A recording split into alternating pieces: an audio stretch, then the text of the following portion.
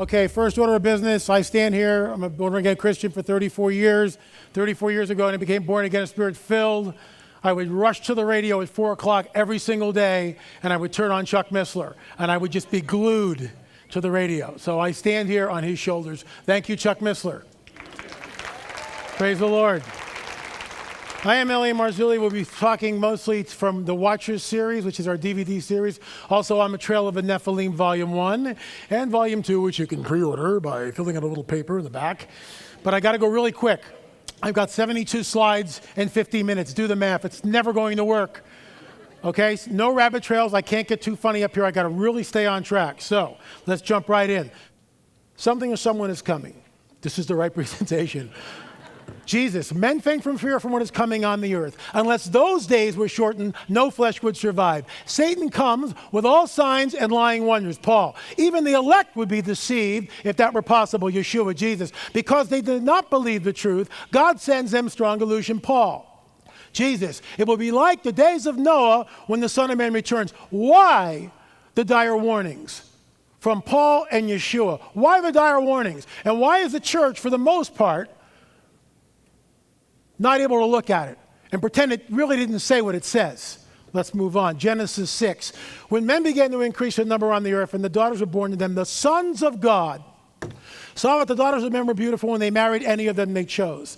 Then the Lord said, my spirit will not contend with man forever. He is mortal. His days will be 120 years. The Nephilim were on the earth in those days and also afterwards, when the sons of God went into the daughters of men and had children by them. The exact term, B'nai Ha-Elohim, is used in Genesis, but it's also used in Job. I'm only going to pick one, and you'll get what I mean.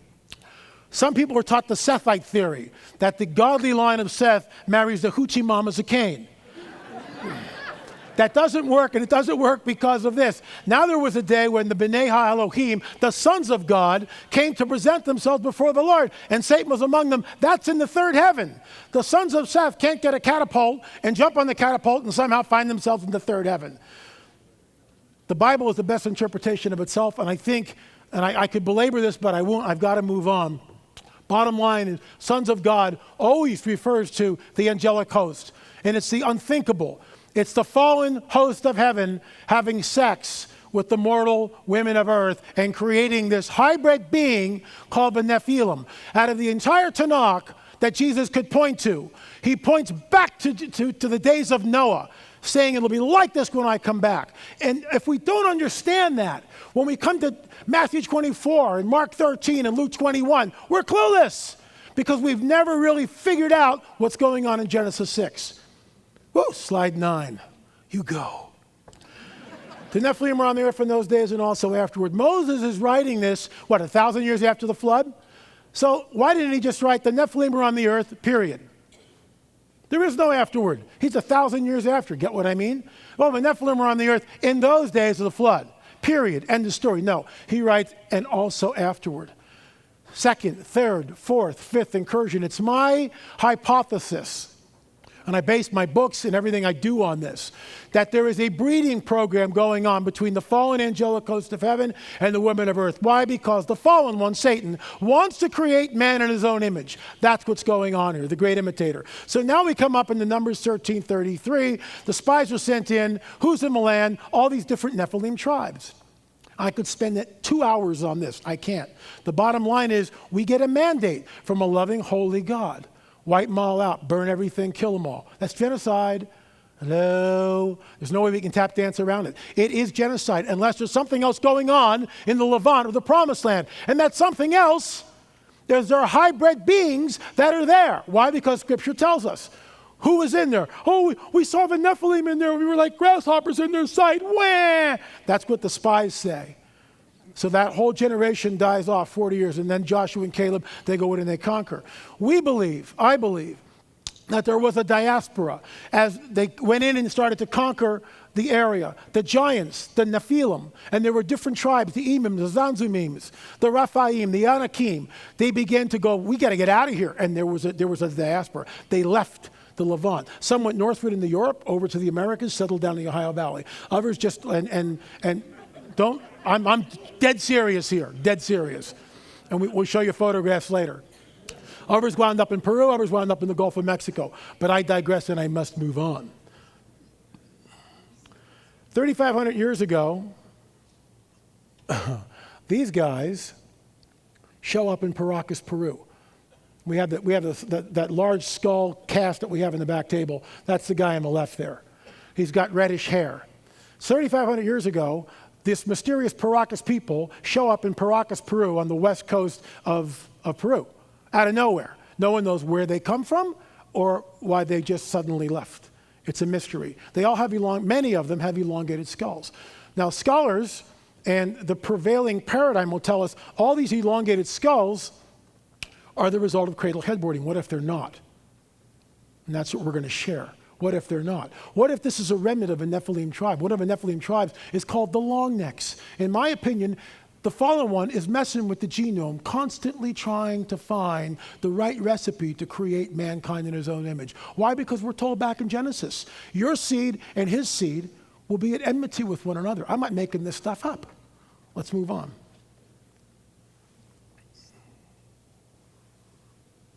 Look at this guy because we took hair from him. We took several hairs that fell out in the display case. And the curator of the museum, Senior One, allowed us to take care. Remember that. So we're down there and we see this elongated skull. It's a mummy. It comes from a graveyard called the Chongos Necropolis. And it's of a baby and it's elongated. So we got permission from the curator, Senior Juan Navarro, to unwrap it, which was unprecedented.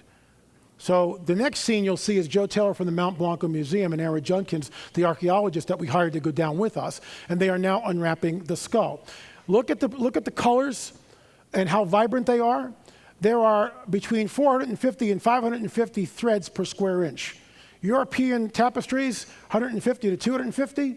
Where did they learn this? Oh, and by the way, it's reversible. Where did they learn this technique? Who taught it to them? As we began to unwrap the skull, we began to realize that something was very, very strange. And you'll notice the hair is strawberry blonde. The hair is strawberry blonde.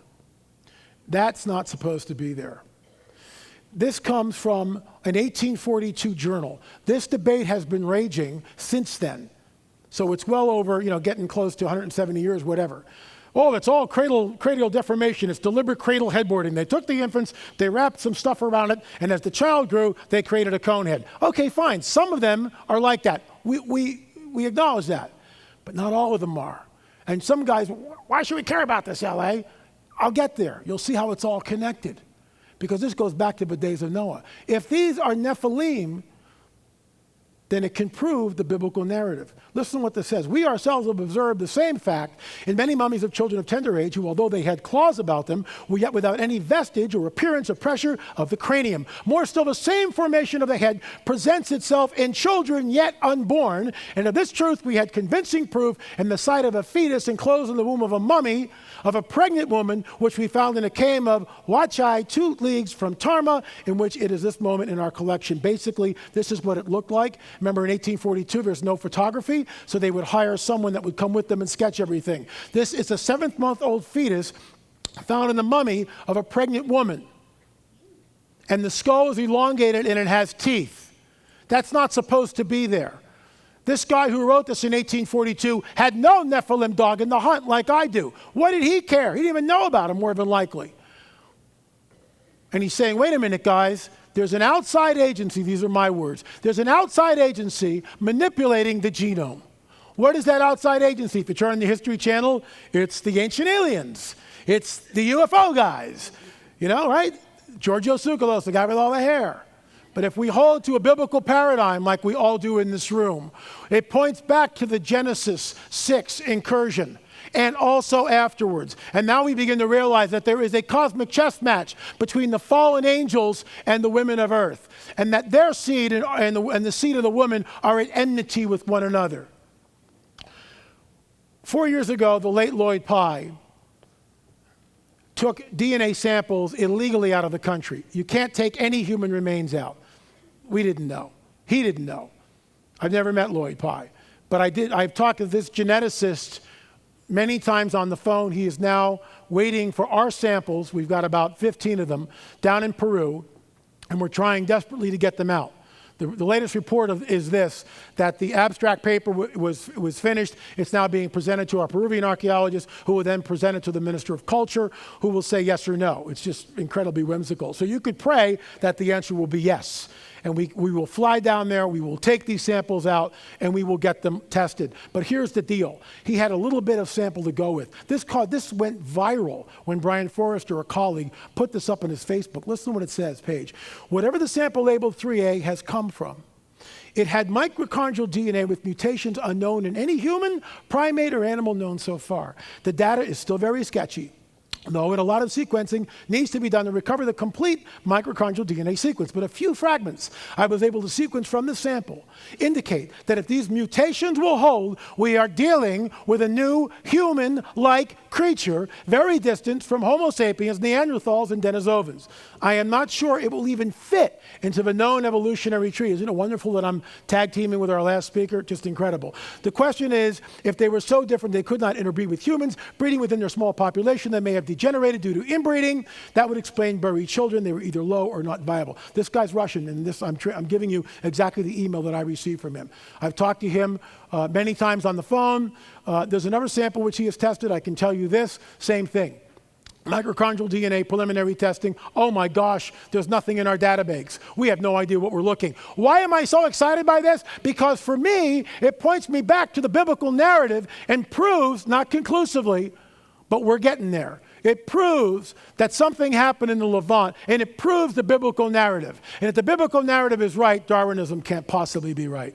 See where it's going? This is why it's so vital. When we get the samples out, and I believe we will test them, we will hold a press conference in Dallas, and then we'll, of course, be torn apart by the media and the naysayers. Well, the samples were contaminated, L.A. Thank you very much. Okay. Sure they were. Well, get down and get your own samples and prove it's wrong. He's really feisty. It happened here in the Americas. That's preposterous.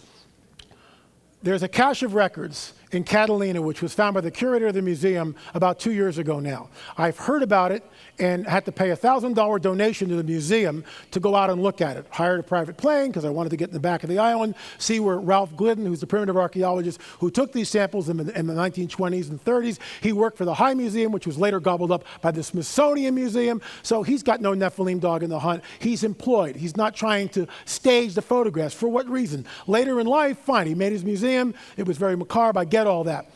But not when these photographs were taken.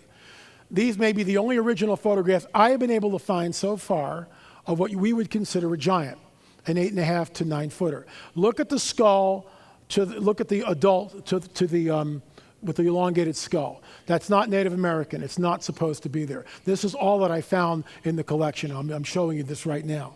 Look at the one on the bottom here. That's a huge cone head, the child. Look at this. See the similarity in Peru. So we've got this in Peru, and we've got this in Catalina. But all we have is photographs. The question is, what happened to the skeletons? No one knows. They just disappear. Isn't that convenient? Why? Anything that goes against the Darwinian paradigm is immediately dealt with. Immediately dealt with. Darwinism is sacrosanct in both academia and the scientific community. If you don't hold to a Darwinian paradigm, you don't go anywhere. Don't believe me? Watch the movie Expelled, Ben Stein's movie.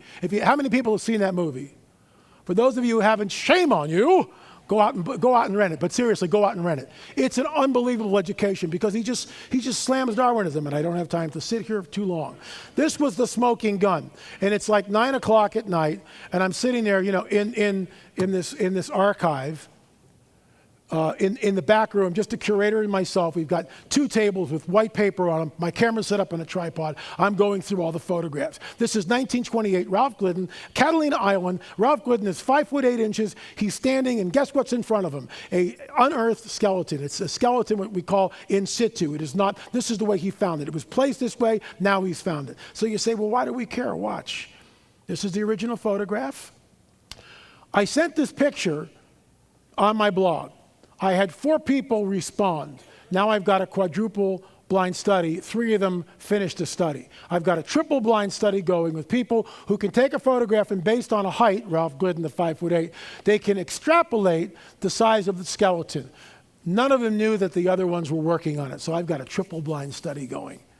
Guess what they all placed the skeleton at? You'll see. So here's the first picture. And we straighten Ralph Glidden up, and then we straighten the skeleton up, and it becomes incredibly apparent that we have a real disparity. We have an 8.5-footer, and that just is not supposed to be there. All 3 of them put it between 8.5 and 9 feet. I go with the conservative 8.5 because, I would much rather go with 9. 9-footer. You imagine an 8.5-footer, and you're a 5 foot, I'm 6 feet, so you're about this high, and somebody's 3.5 feet taller than you or whatever, or 3 feet taller than you. Can you imagine that? And they are also demonically enhanced, because that's what they would be. They would be hybrids. This is maybe the only photographic proof I've been able to find of an actual giant. There's a lot of hoaxes on the stuff. I'll tell you one other story. I showed this photograph to a colleague who was, I didn't know it at the time. He had a production deal with a well-known channel, history channel, excuse me. And lo and behold, he has the photograph. Next thing I know, they fly him out to Catalina. This is my intellectual property. I'm the guy that found all this. So once I found out about that, I preempted it and just blasted it on my blog, sent it out to 6,000 people. And now it's mea culpa, we're all friends. I will be appearing on the History Channel's on Giants, Jim Vieri's show. We're going to Skype it next week. I have no idea what they'll do with it, but at least I'm there. At least I'm there. And I've talked to the producers because, LA, we really want you to weigh in on it because it's your photograph after all. So anyway, I remember Chuck years ago talking about the 6-fingered thing when Native Americans would do this and they would raise their hand. The reason why they did this, and I've tracked this down based on what Chuck said, but I've talked to many Native Americans. Many of these giants who were red-haired, they were also cannibalistic. They also had 6 fingers. How many fingers do you guys see there? Count carefully. The thumb is underneath the arm. There are 6 fingers. That's not supposed to be there. And you see, when I showed this to the curator, I showed both of these photographs, the curator's going, oh, wow, I didn't see that. It's like their eyes, they're not looking for this, so they don't see it. Oh, that's just a normal skeleton. But wait, see the bowl next to this guy? That bowl's 6 inches. Why? Because the curator literally knows all of the 20,000 pieces or whatever it is in his museum. He knows them all. That's why he's a curator. He goes, yeah, that's a 6-inch bowl there. So the same, one of our gentlemen took the picture, took the bowl, took the 6-finger guy, and this is what we get. Just cut right to the chase here. Basically, you wind up with almost a 9-footer. So we've got 2 pictures, actually 3, that show skeletal anomalies, which, what does it point to? What hypothesis does it point to? It points to the Nephilim, leaving the Levant, fleeing the Levant, and settling the Americas. And when I've spoken to many different Native American tribes, they have this legend. It's all in their mythos, many of the tribes, of red-haired, cannibalistic giants that were there before them. The Great Circle Mound in Ohio, it's not built by Native Americans, in my opinion. It's huge, and it's astronomically aligned. And the Octagon Mound, go online and search for this. We could spend an hour just on this. This is Marcia, and this is what they may have looked like in her opinion. So now I'm going to switch gears and completely freak you guys out. This is Bill's implant extraction, highest ranges in the operating theater. What I'm trying to do here is I'm taking 2 completely disparate lines of thinking, and I'm going to merge them. In other words, what happened in antiquity, in the days of Noah and also afterwards, is now happening again in modernity. Well, that's absurd, LA. What kind of proof do you have? I'm glad you asked, because here it comes. This man was abducted by aliens, supposedly, when he was 4 or 5 years old. The first time they came, he fought them off.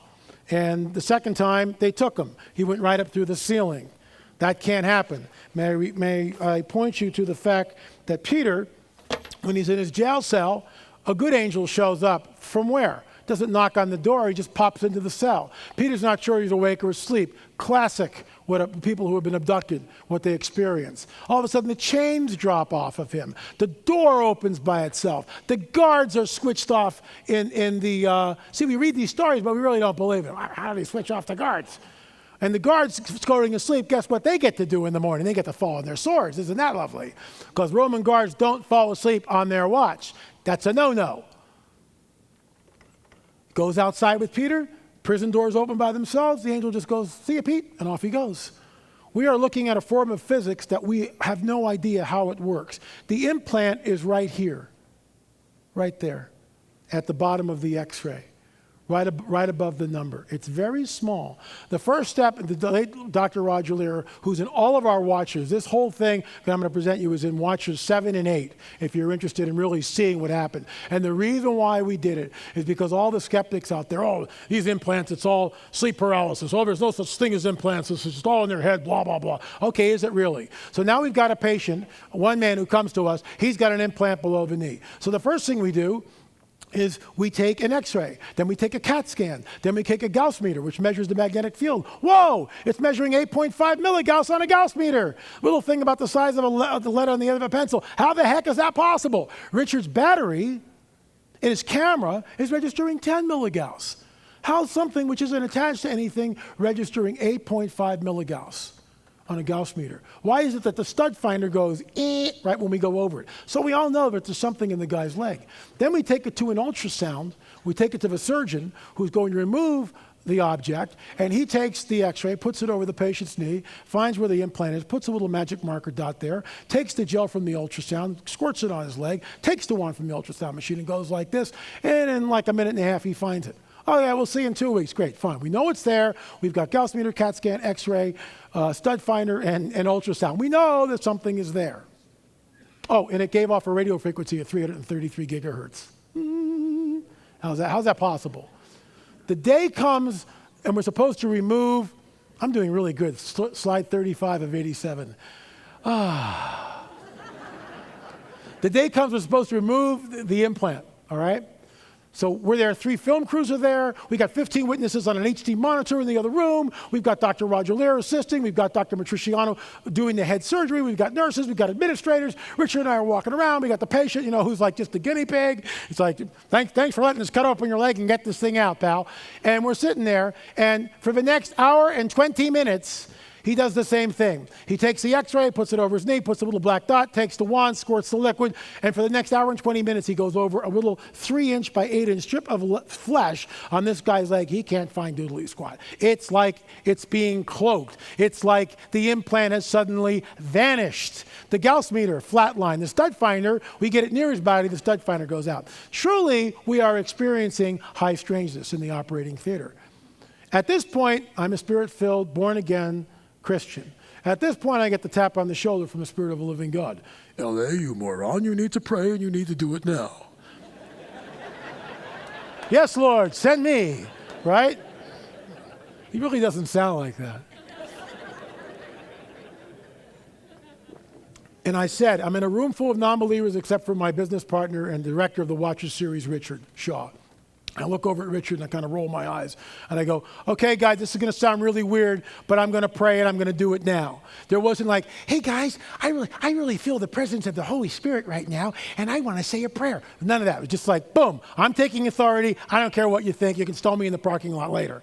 And I just said, Father, if there are forces that are cloaking the object, I would pray in Jesus' name that you would break their power and do it soon. Well, everyone's just going, they're going to look at me, oh, this guy's really a Looney Tune, whatever, right?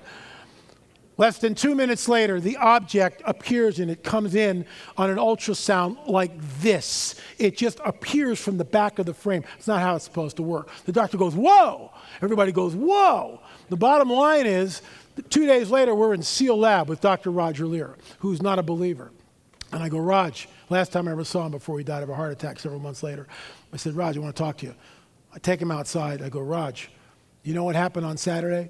His eyes get real big, and he goes, L.A., I now believe that there's a supernatural component to the phenomena, and I'm going to tell Whitley Strieber. What happened in that room is it was being cloaked. We were being monitored. We were being watched. They knew exactly what we were trying to do, and they didn't want us to take the thing out. L.A., that sounds completely ridiculous. Well, you're just a conspiratist. I'm leaving right now. Okay, wait to the end. Wait to the end. We believe that these implants may be the prototypes of the mark of the beast, and that's why they're so what's the word I'm looking for? They just spend so much time and care on these things. This guy's been monitored all his life. He's been taken numerous times. They knew you were going to take out the implant, and the thing was closed. The moment we prayed, the moment as a believer we took authority over a power that was in that room that was trying to cloak the thing, we had the victory. Why? Because greater is he that is in us than the scumbag that is in the world. Amen. Woo! Do the hot tub. Gotta make you sweat tub. That made him stop clapping real quick. Okay, if you're squeamish, scenes from the operating theater. There's the incision. There's the spreader. Here's the first shot of the implant. Dr. Lear assisting. There's the implant. There's the metallic object. And there's Dr. Roger Lear and myself. Watch this. Here's the red-haired skull. We took the red hair back with us. There's a device called Raman spectroscopy. We had 4 hairs that we took. A normal human hair, a dyed human hair, the red hair from Paracas, and almost a white translucent hair that was taken from a person who was abducted by a hybrid and forced to have sex. As in the days of Noah, so it will be when the Son of Man returns. The person was not a born-again Christian. We have 4 hairs. Watch what happens here. The normal human hair is pretty simple. That's the control sample. Comes in here, goes up and goes down. The dyed hair goes wee right through the roof. The red hair from Paracas, which is the mummy hair here, and the hybrid here, look at the slopes. Look how they mimic each other. The hybrid hair, or the mummy hair, is approximately 2,000 years old because we had the hair carbon-14 tested. It's about 2,000 years old. The white hair from the person who was forced to have sex with a hybrid being is less than 10 years old. So that may account for some of the difference between them. Look at every jog and every tittle. So the guy that did this has no Nephilim dog in the hunt. I said, what am I looking at? He goes, whatever these hairs are, they're very similar. So once again, is it conclusive? No, it won't be conclusive till we get DNA. But what it points to is the words of Jesus, that it will be like the days of Noah, except it's slightly different. We're not getting giants, we're getting hybrids that are supposed to look more human. That's what's going on. What's the one event which will change everything? Just think about that while we move on. Look at this. Here's the Krumberg's Turkey UFO update. In the theory of relativity's time dilation is an actual difference of elapsed time between 2 events as measured by observers either moving relative to each other or differently situated from gravitational masses. Jesus, and he led them up, and this is when Jesus is being tempted, and the fallen one comes and takes Jesus up to a high place, and in a moment of time shows them the kings of the world. Is that literal or figurative? It's literal, isn't it? How does he do that? How the heck does he do that? How does the fallen one in a moment of time show Jesus all the kingdoms of the world? That's time dilation. After 6 days, Jesus takes Peter, James, and John, leads them up to a high mountain, transfigures himself. Here we're looking at the third heaven interfacing with the first heaven. And Moses and Elijah are there. Think about this is the stuff we believe. You know, floating accents, talking donkeys, virgin births, 2 gold coins that appear out of fish's mouths, right? This is the stuff we believe, right? Staffs that turn into snakes. You realize how absolutely bonkers all this stuff is. We believe it. Oh, it's in the Bible, Marzulli. What the heck's wrong with you? There is a supernatural world, and Satan comes with all signs and lying wonders, and we need to wake up and get out of our little soft paradigm and understand that this stuff is manifesting full steam ahead. And he's got an agenda because at some time he's going to get booted out of the second heaven, which is the great eviction notice of all times. And he gets booted down to earth. Woe to the inhabitants of earth because the devil, the adversary, the dragon, Satan is fallen. He knows his time is short. Let's move on. This may be the clearest UFO film I have ever seen from 2009. It came from Dr. Roger Lear. The Turkish newspapers printed all still shots. The Turkish newspaper, the Turkish government authenticated it. We've looked at it. It's the real deal. We've authenticated it because we've got the original. This is not Photoshop. This is not, some elaborate hoax. It's the real deal. You will see what they look like in just a moment.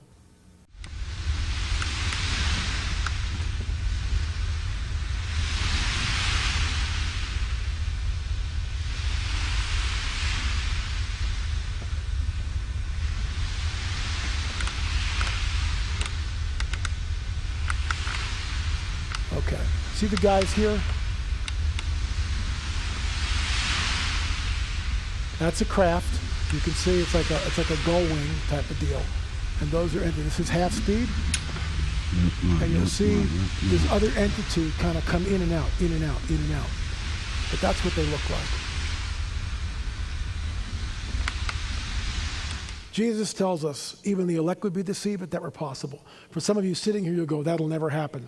Watch this. Cairo, 2009. Cairo, Egypt, 2009, well in advance of the Arab Spring. There's a Coptic church, the Virgin Mary, and Jesus, the baby Jesus, Joseph, probably one of the angels. They're all appearing live and in person over the dome of the church. There are thousands of people in the square. They are all applauding together. Whee! Falafel guys out there can't see the apparition without a falafel. Bad joke. But they're out there looking at this stuff. And the mayor was so freaked out, he had all the power shut down to make sure that no one could do like a hoax. Watch. Even the elect would be deceived if that were possible. So this is manifesting now. Here we go.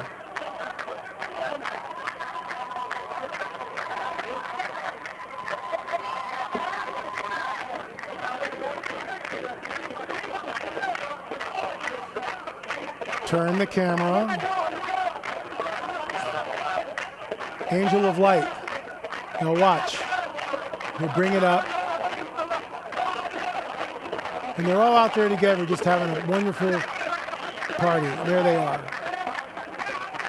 Is anyone testing the spirits? No. Is anyone rebuking this thing? No. This is supposed to be Mary here, and that's the baby Jesus.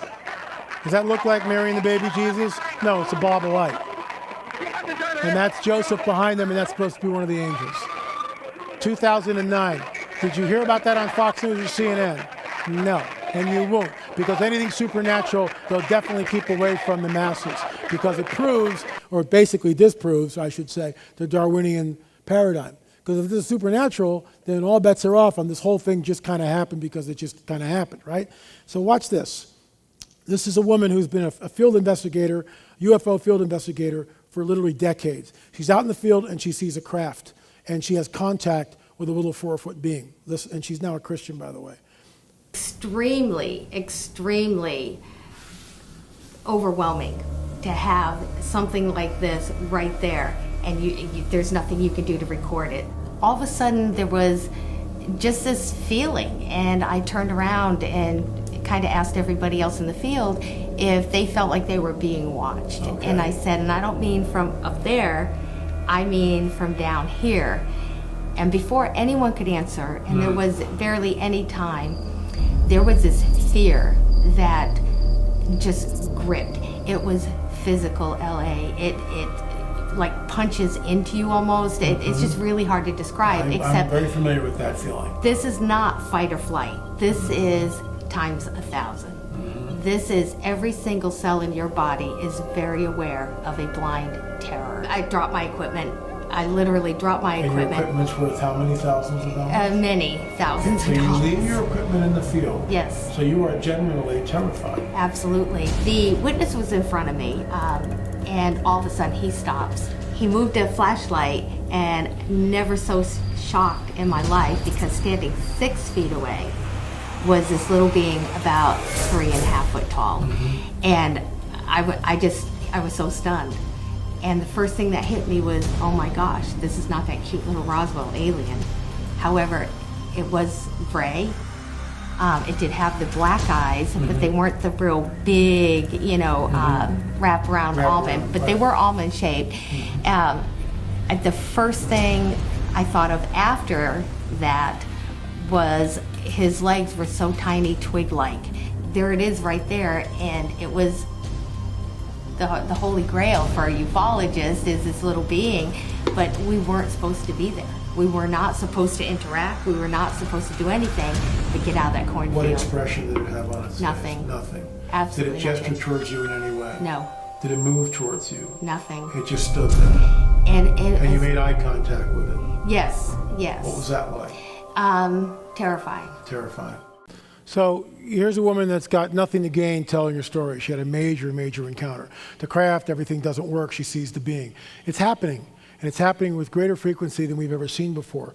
Just so you know, the countries of Argentina, Australia, Brazil, Canada, Chile, China, Denmark, Finland, France, Germany, India, Ireland, Japan, Mexico, New Zealand, Peru, Russia, Spain, Sweden, Ukraine, United Kingdom, and Vatican all have acknowledged the presence of ET. A great book to read if you want to get more on this, on the Vatican aspect of it, is Exo Vaticana, Tom Horn, Chris Putman's book. Groundbreaking. I think Chuck endorsed that. I think he wrote the foreword to it. And it's just incredible. Look, the day disclosure happens, think about this. Think about this. Darwinism sets up the coming great deception, a term I coined in my Nephilim trilogy. The coming great deception. That even the elect would be deceived if that were possible. That something is coming which is unprecedented. Now, do we get raptured first? I don't know. We're already seeing stuff that's just, I never would imagine we'd be seeing the stuff that we're seeing now. But we're watching it happen in real time. So this stuff is already, we're already on this like tsunami wave, which is not going to stop anytime soon. What Darwinism does is it truncates Christianity. It cuts the knees out, the legs out from under the Christian worldview. The Christian worldview is no longer held by pretty much anyone in the scientific community and in academia. It's not taught. It's not the prevailing paradigm, but Darwinism is. But Darwinism has a problem because even when Ben Stein in his movie Expelled sits down with Richard Dawkins, by the way, that clip was from Watcher's 8 if you want to see the whole thing. When he sits down with Richard Dawkins, shameless plug LA, shameless. He sits down with Richard Dawkins and goes, "Rich baby, where did the first self-replicating molecule come from?" And Dawkins is all, "Well, no one knows." He's all kind of, Well, tell us how it may have happened. This is his story. Well, it could have happened this way. Maybe millions of years ago in a galaxy far, far away, a race of extraterrestrials by themselves, would have had to come to a very high point of evolution, created life, and then seeded it through the galaxy. How many people here saw Prometheus 2 years ago? Okay, a handful. That movie is promulgating what is coming. We believe that our God, the Most High God, Elyon, spoke it into existence. John tells us that Jesus spoke everything, created everything. Everything was made through him and by him. Without him, nothing that was made was made. We know that. That's what we believe. All they've got is, well, we don't really know how this thing happened. But they are looking, just like Dawkins is promulgating, they are looking for some race. What would cause all the world's religions to amalgamate? What would cause everyone's paradigm shift to end immediately? To just immediately reverse? Even if you're a strong Christian, you're going to go, oh my gosh. You won't now because you've heard this presentation. You won't.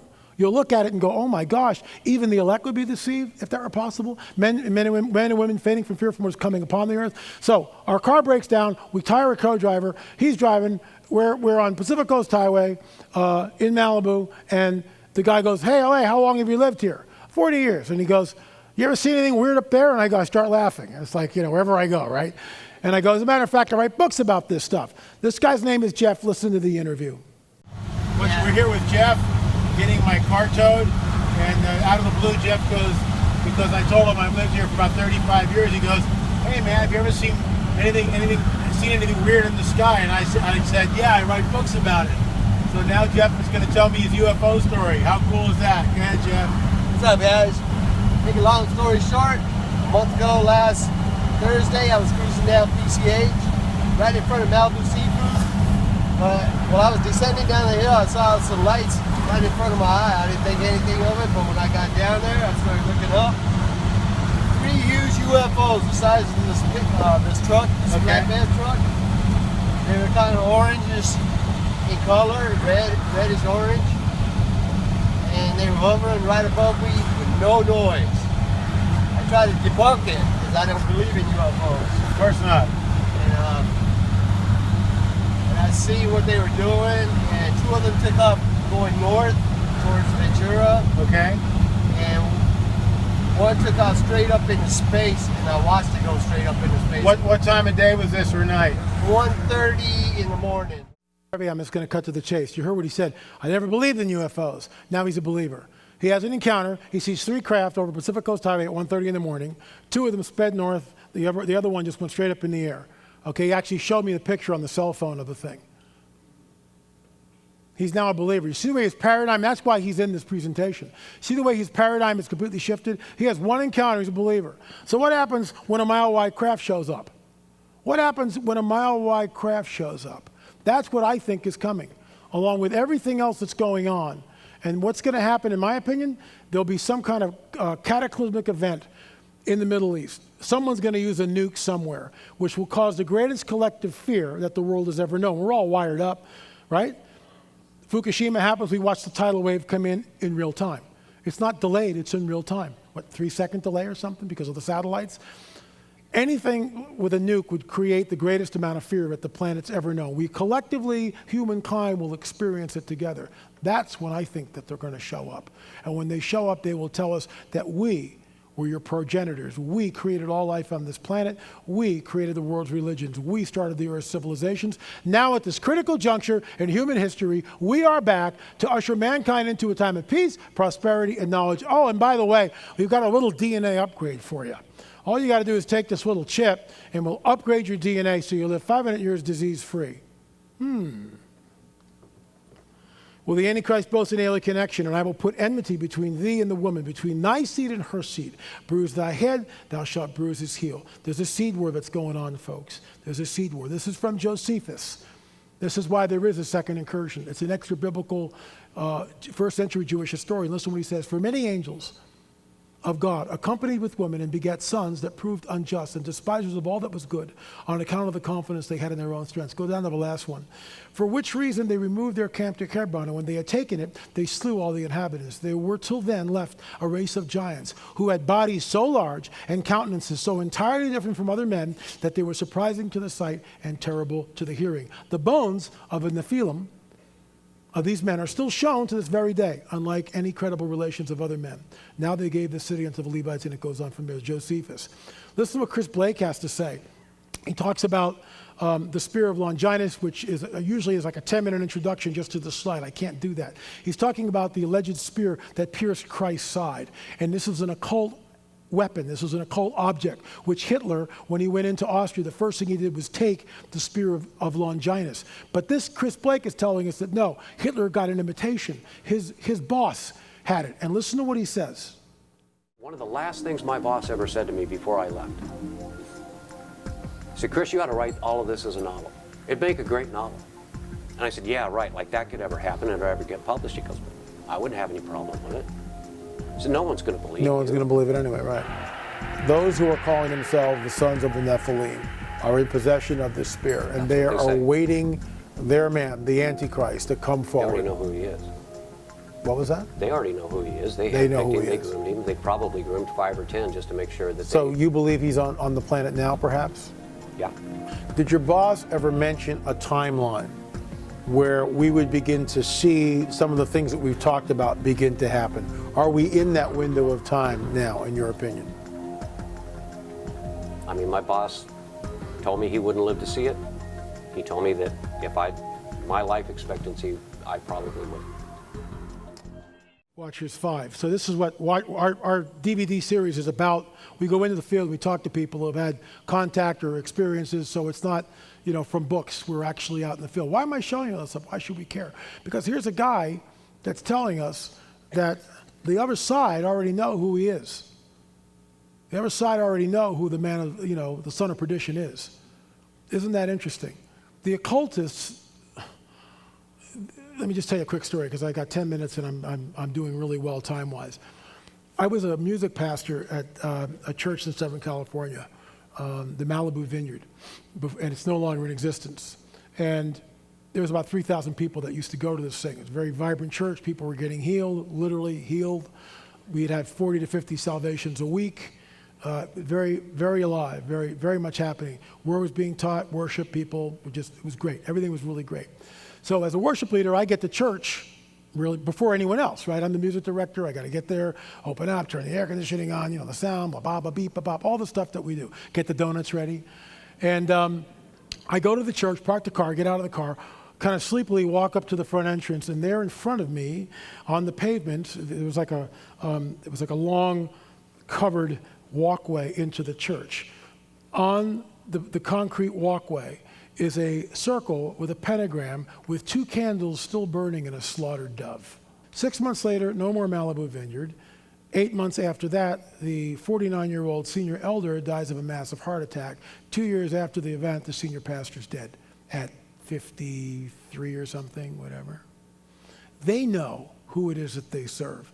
And we need to wake up and begin to put on our armor every day and war, because we are at a war footing. Chuck challenged you guys today. What are you going to do? If you leave here, well, I don't really have to. Baloney. How many people this morning put on the armor of God? Okay, this is the first problem we have. We are told by Paul to put on the armor of God. Folks, the hour is late. It's like really, really, really late. This stuff is manifesting in ways that I've never seen. The Middle East is imploding. Ebola. Look at Ebola. Look at Ebola. Look at Ebola. Meanwhile, they're 8 miles away from Baghdad. The volcanic activity, the Fukushima stuff, the trillions of dollars that we're in debt. Are you kidding me? And then you plug the supernatural stuff, the return of a Nephilim, it's off the hook.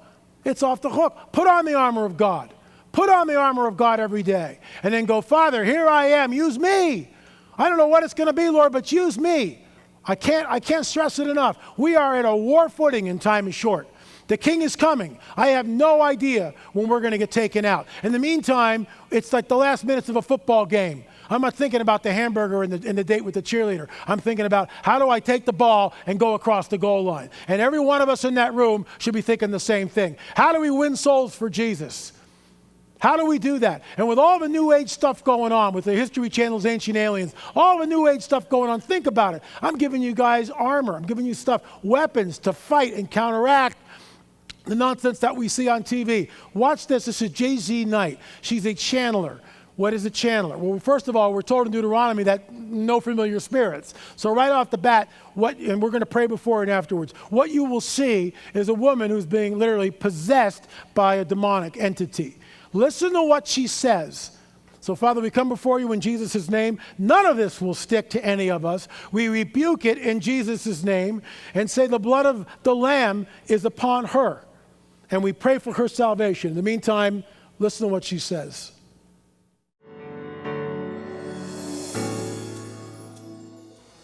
In the concept of free will, that in a time that whole earth, whole planet is facing extermination, there is a coming of these civilizations, of these greater beings, to begin to plant and pick out the people they're going to keep, they're going to help get out of here. They implant them. They implant them. They implant them. Did you hear that? They know them. They follow them. And there is a huge, huge effort to save a lot of beings in an effort called divine intervention. And divine intervention is to glean from any planet, or to divine, if both countries are praying to God under a different name, which one wins and which one loses? Which one truly gets the victory? Where does the right to live on, whose hands does that set in? The most righteous. And who are the most righteous? Those who respect the free will of other beings. And those that do it the greatest, whose leaders were strong and immovable and fearless, and fight for their people and their liberty. They are the side we're on. Those whose movement is to enslave personal liberty, to enslave free will, they're the ones we take down.